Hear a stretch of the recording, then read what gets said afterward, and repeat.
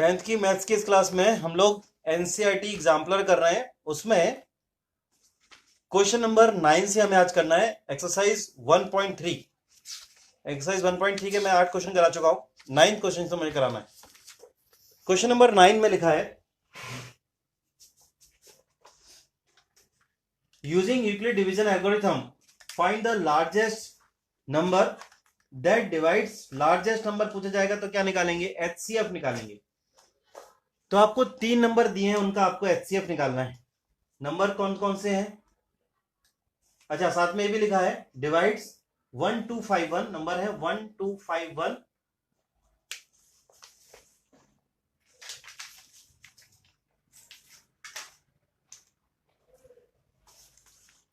Exemplar से हम लोग एक्सरसाइज 1.3 का क्वेश्चन नंबर 9 कर रहे हैं।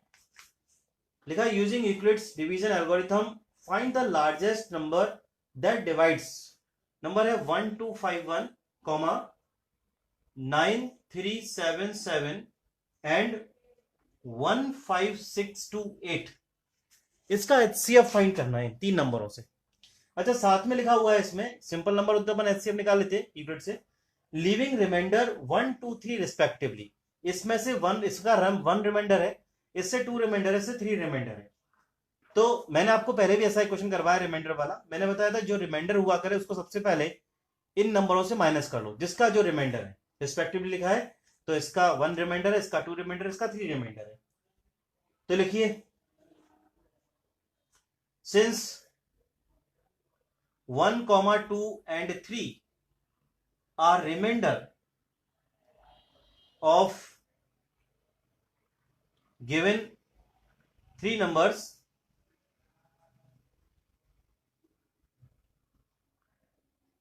so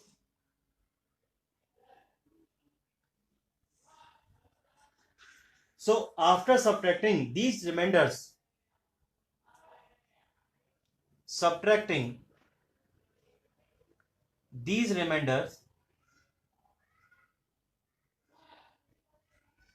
from the number,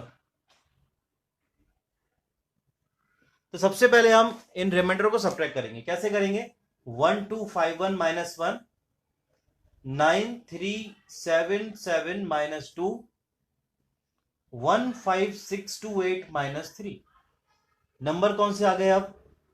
अब नंबर हो गए हैं 1250। इसका आपको एचसीएफ निकालना है।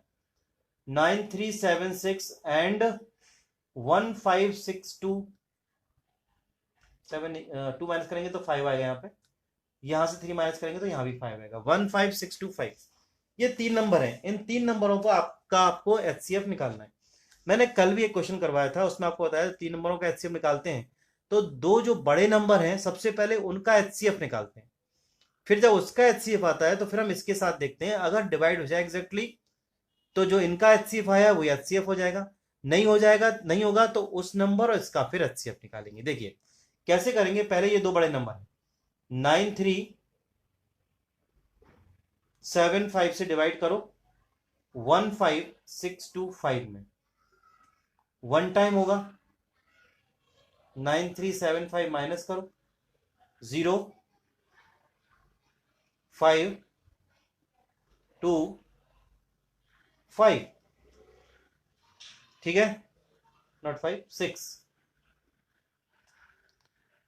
ठीक है। इसके बाद अब किस में डिवाइड करना है?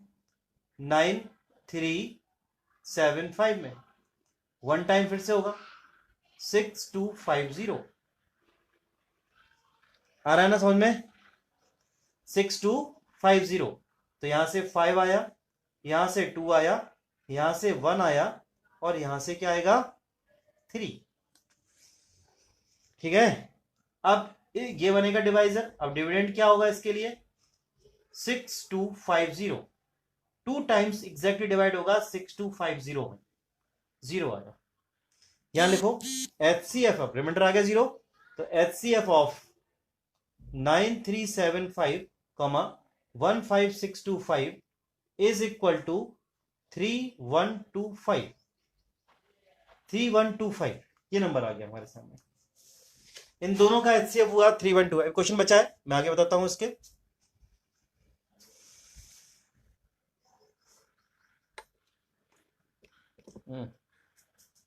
ये वाली टर्म में थोड़ी इधर लिख देता हूं, ये आपको दिख नहीं रही होगी नीचे वाली टर्म। सब्ट्रैक्ट किया था तो आया 3125। इससे डिवाइड किया 6250 में, तो 2 टाइम्स हो गया था 6250। ओके,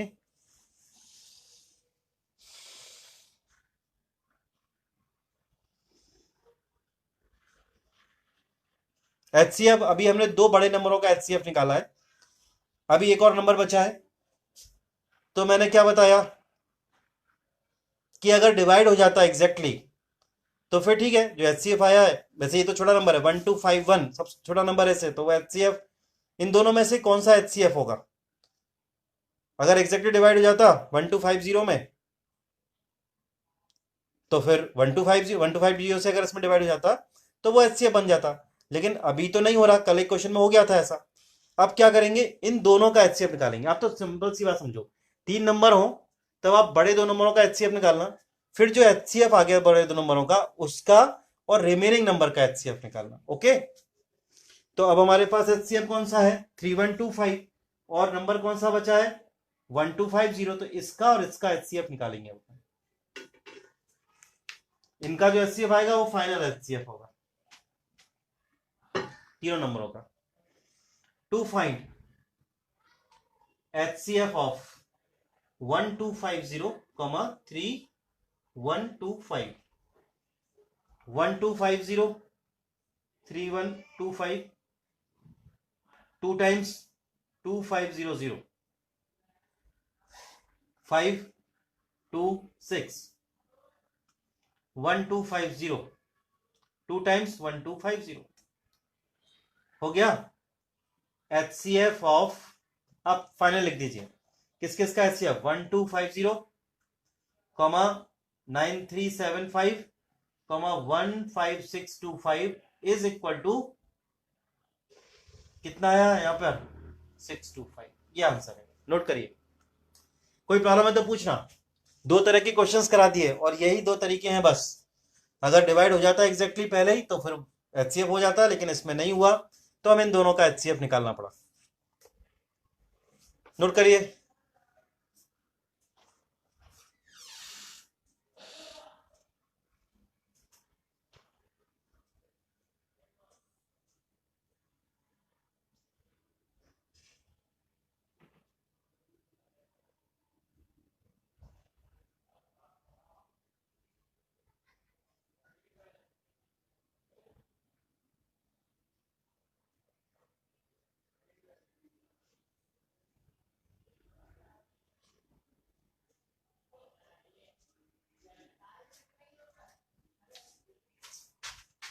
हो गया। Next question, question number 10।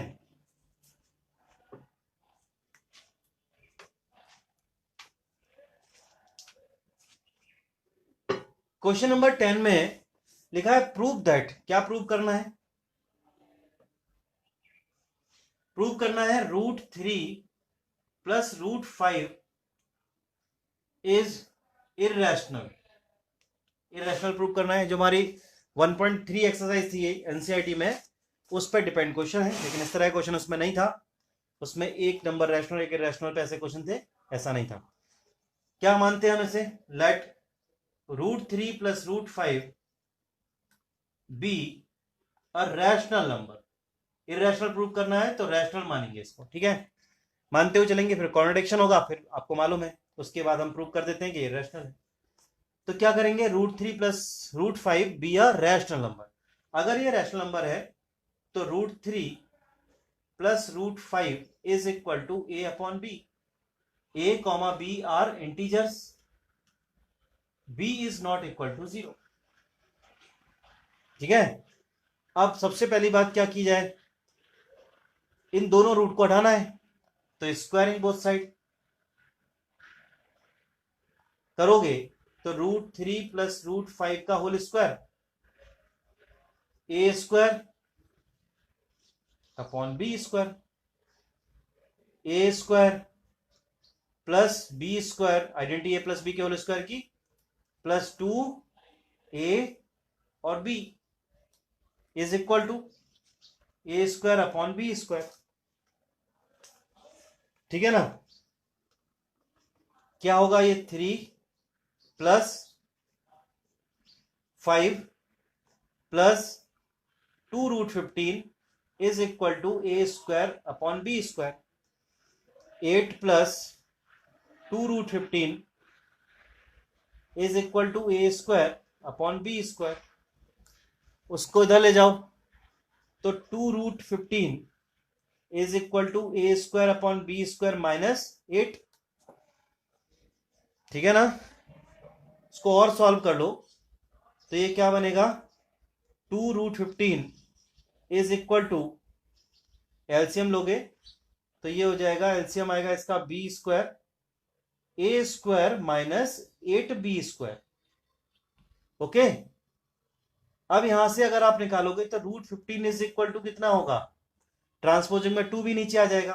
बस यही हमें करना था, a square minus 8b square upon 2b square.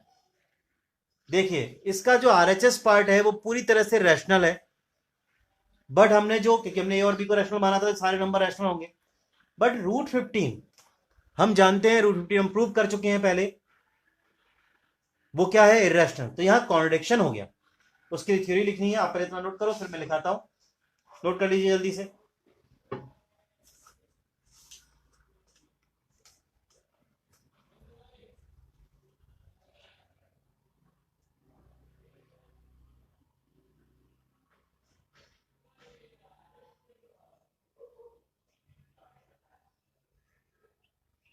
हो गया?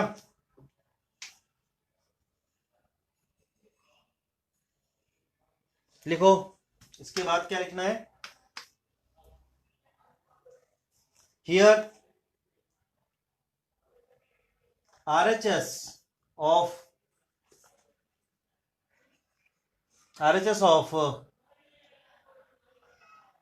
given number is rational, but √15 is an irrational number.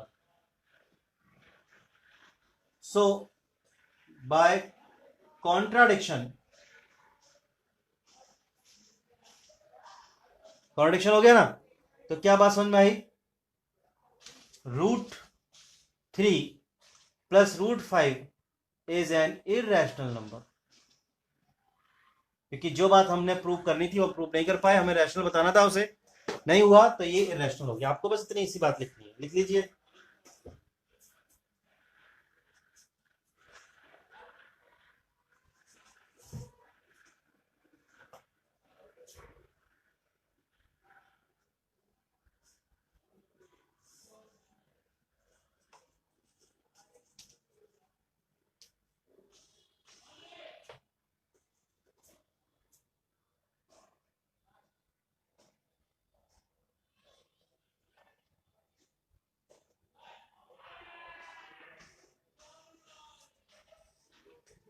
Note करो।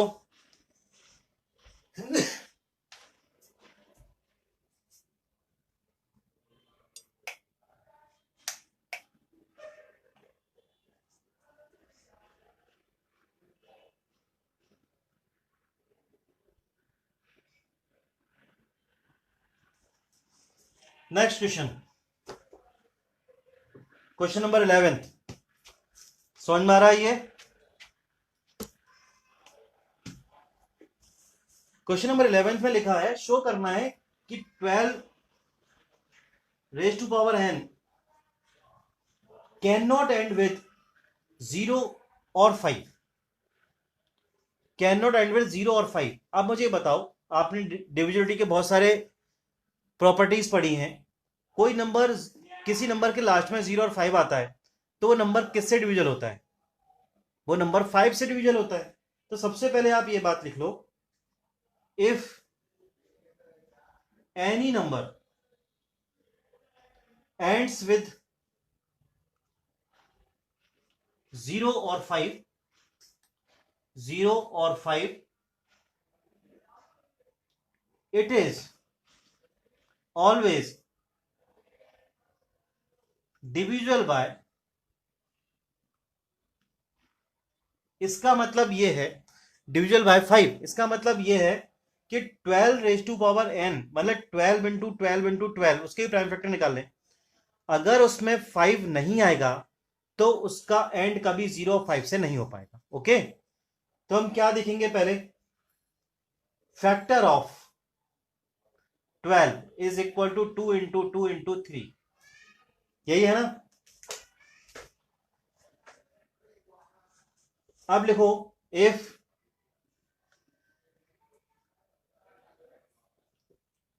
12 raise to power n ends with 0 और 5, it must have 5 as a factor. 2 तो इसमें है ना, 5 और होना चाहिए उसके लिए एज अ फैक्टर, और इसमें तो 5 से ही काम चल जाएगा। 5 एज अ फैक्टर, आप चाहो तो ऐसा भी लिख सकते हो, 2 एंड 5 लिख देना एज अ फैक्टर। तो 2 तो इसमें है, लिख जाएगा, और 5 और अपने को चाहिए, 5 इसमें नहीं है। But we know that the only prime factors of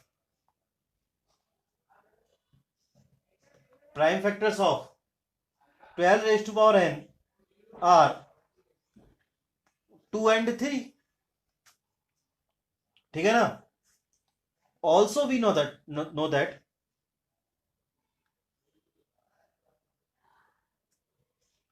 also we know that from the fundamental theorem of,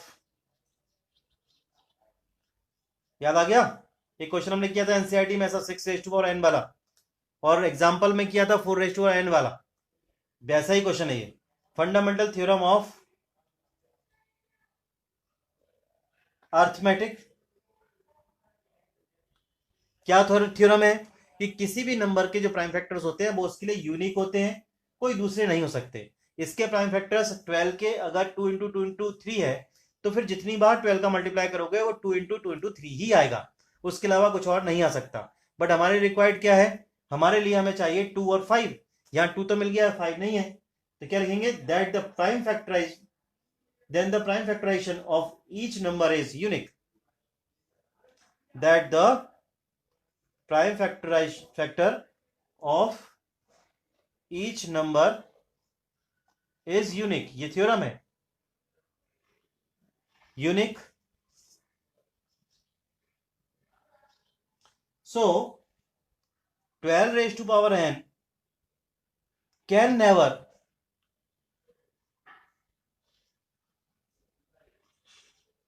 end with 0 और 5। नोट करिए, ये पूरा मेथड है क्वेश्चन का, हर एक तरह के क्वेश्चन की प्रैक्टिस। बिना स्क्वायर करे भी हो सकता था ईशान, बट मुझे लगा स्क्वायर से ज्यादा आसान है, क्योंकि आपने वहां पे अच्छे से उसको रूट को हटा लिया, केवल एक ही नंबर आपका रूट का रहा था, आपने उसको प्रूव कर लिया। बिना स्क्वायर हटाए भी अगर आप करते तब भी आपको स्क्वायरिंग प्रोसाइड करनी पड़ती, उसमें पहले ट्रांसपोजिंग करते फिर स्क्वायर करते। मैंने पहले स्क्वायर कर दिया फिर मैंने ट्रांसपोजिंग की, है ना, कोई फर्क नहीं पड़ता उससे, एक ही बात है, करना ऐसा ही है क्वेश्चन को। कोई डाउट हो तो मुझे पूछ लेना।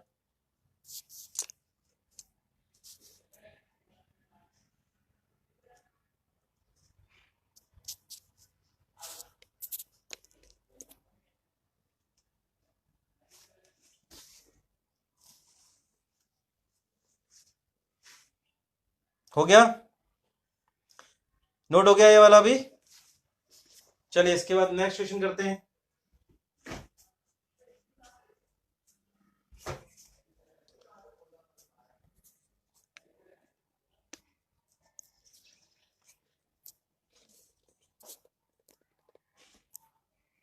Very good.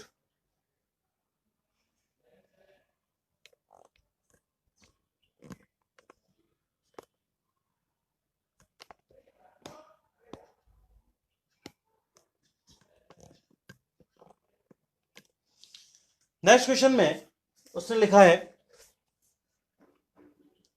ओनली, एक सिंपल सा क्वेश्चन है, sorry on a morning walk 3 persons step of together, 3 लोग एक साथ चलना शुरू करते हैं, and there steps measures 40 centimetre, उनके जो स्टेप है एक का स्टेप 40 सेंटीमीटर का है, दूसरे का 42 सेंटीमीटर का है, और तीसरे का 45 सेंटीमीटर का है। ठीक है ना, 40 सेंटीमीटर। मैं क्वेश्चन नंबर कर रहा हूं 12th। तो जो स्टेप्स हैं वो 40 सेंटीमीटर, 42 सेंटीमीटर, 45 सेंटीमीटर। आपसे पूछा है what is the minimum distance. Maximum पूछता, लार्जेस्ट पूछेगा, हाईएस्ट पूछेगा, तो हम लोग क्या निकालते हैं, एचसीएफ। यहां पूछा है minimum distance each should walk so that each can cover the same distance in complete steps. सब किसी डिस्टेंस, कोई एक फिक्स डिस्टेंस है, इस डिस्टेंस को कवर करने के लिए वो मिनिमम डिस्टेंस बताओ जिसमें कि ये इसमें लिखा है कि what is the minimum distance each should walk, हर एक को कितना मिनिमम डिस्टेंस कवर करना है जिससे कि क्या होगा, so that each can cover the same distance in complete step, अपनी कंप्लीट स्टेप में, क्योंकि सबकी स्टेप 40 सेंटीमीटर तो 40 सेंटीमीटर तो 40 सेंटीमीटर कंप्लीट कर ले, 42 वाला पूरा कंप्लीट कर ले, 45 वाला, ऐसा नहीं कि वो आखिरी में जाकर उसको छोटा स्टेप लेना पड़े। सबको जितनी स्टेप है उतनी ही डिस्टेंस के स्टेप पूरी करें। और एक दो बातें हो गई ना, एक तो तीनों एक इक्वल डिस्टेंस कवर करना है और अपने स्टेप भी पूरी करनी है। 40 सेंटीमीटर को डिस्टेंस 40 सेंटीमीटर रखना है, 42 वाले को 42 रखना है, 45 वाले को 45 रखना है। ओके, तो क्या किया जाएगा, एलसीएम निकाला जाएगा, एलसीएम ऑफ 40, 42 और 45। एलसीएम के लिए हमारे पास मेथड क्या है, प्राइम फैक्टराइजेशन मेथड होता है, एक साथ निकालते हैं 40, 42 और 45। ठीक है, 2 से करो प्राइम फैक्टर्स, 2 पहला प्राइम फैक्टर से डिवाइड हो रहा है उसी से करो, 21, उसके बाद 45 में नहीं हो रहा उसका ऐसे छोड़ दो, फिर 2 से करो 10, इसे 21 ये 45, फिर 2 से करोगे तो 5, 21 और 45, उसके बाद 3 से करो 5, 7 और 15, फिर 3 से करो 5, 7 देन 5, अब 5 से करो 1, 7, 1, 7 से 1, 1, 1। LCM of 42 sorry 40, 42, 45 is equal to क्या होगा, 2, 2, 2, 3 इंटू नॉट 3, 2 टाइम्स केवल 3 है, इंटू 5, 7, मल्टीप्लाई कर दो आंसर आ जाएगा। मल्टीप्लाई करोगे तो आंसर क्या आएगा, 8 इंटू 45 इंटू 8, 360 इंटू 7, 2520, ये एलसीएम आएगा 2520। 2520 सेंटीमीटर डिस्टेंस कवर करेंगे और सबकी अपनी अपनी स्टेप भी पूरी हो जाएगी। ठीक है, नोट कर लीजिए। एक लास्ट क्वेश्चन और करेंगे हम 30 नंबर का, उसके बाद फिर कंप्लीट करेंगे। नोट करिए आप जल्दी से।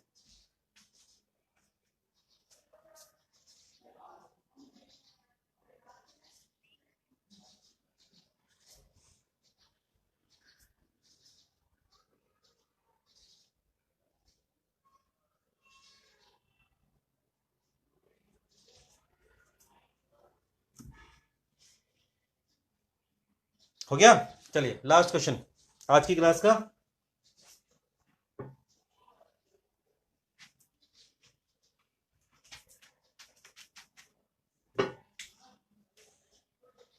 वीडियोस नहीं देख रहे हो आप लोग, प्रैक्टिस नहीं चल रही है आपकी, मुझे समझ में आ रहा है। जैसे ही ऑफलाइन क्लास शुरू होगी वैसे ही मैं लगातार टेस्ट लूंगा, तैयारी रखो उसकी। Question number 13, right the denominator of rational number 257 upon 5000 is in the form of. सबसे पहले इसके डिनोमिनेटर को आपको किस फॉर्म में लिखना है? डिनोमिनेटर को आपको लिखना है 2n और 5n, माने सेम पावर पे रखना है, ऐसा उसने बोला है हमें। सॉरी, m और n तो अलग अलग भी हो सकती हैं। Where m and n are non negative integer, लेकिन ध्यान रखना कि नॉन नेगेटिव इंटीजर होना चाहिए, दोनों पॉजिटिव हो, ऐसा करना है। Hence right the decimal expansion, फिर आपको डेसिमल एक्सपेंशन भी लिखना है विदाउट एक्चुअल डिवीजन के। तो आप प्राइम फैक्टर निकालो सबसे पहले, किसके? 5000 के। 2 से करोगे 2500, फिर 2 से 1250, 2 से 625, 5 से 125, 5 से 25, 5 से 5 और 5 से 1। तो क्या क्या है प्राइम फैक्टर्स? अभी अगर पावर की बेसिस पर लिखेंगे तो 2 की पावर 3 और 5 की पावर 4, ये प्राइम फैक्टर्स आ गए, पहला काम खत्म कर दिया। अब लाना है डेसिमल एक्सपेंशन में, तो 257 अपॉन 2 की पावर 3, 5 की पावर 4। हम लोग क्या करते हैं, नीचे के दोनों की पावर को सेम करेंगे। सेम करने के लिए आपको क्या करना पड़ेगा? देखो ये तो 4 है, ये 3 है, 2 की पावर 1 मतलब 2 से मल्टीप्लाई नीचे, तो 2 से ऊपर भी करना पड़ेगा। ऊपर कितना हो जाएगा? 4, 1 और 5। नीचे कितना आएगा? 2 की पावर 4 और 5 की पावर 4। 514, 2 इंटू 5 होल पावर 4, तो 514 अपॉन 10 रेज टू पावर 4। इतनी बात समझ में आई आपको? नोट करिए।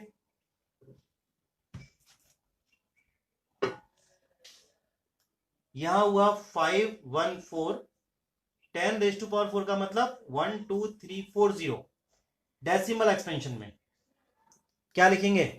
अच्छा, सबसे पहली बात बताओ, ये डेसिमल एक्सपेंशन कैसा है? टर्मिनेटिंग या नॉन टर्मिनेटिंग? टर्मिनेटिंग है, क्योंकि इसकी जो प्राइम फैक्टर्स हैं डिनोमिनेटर के वो 2 और 5 में। ठीक है, अब आंसर कितना आया? 1 2 3 4, 1 2 3, तो 0.0514, 1 2 3 4 के बाद पॉइंट लगा, टर्मिनेटिंग है, क्योंकि डॉट आगे नहीं बढ़ रहा है, डिवाइड हो गया कंप्लीट। Terminating decimal expansion. ठीक है, नोट करिए। कोई डाउट है तो पूछना।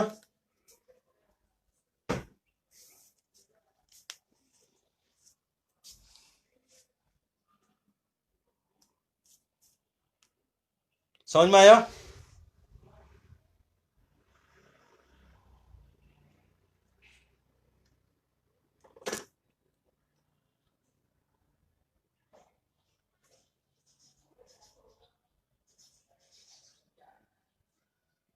हो गया? कोई प्रॉब्लम तो नहीं? Very good. चलिए, बाकी किसी को और को कोई प्रॉब्लम, कोई डाउट है तो पूछा करो। चलिए, ओके।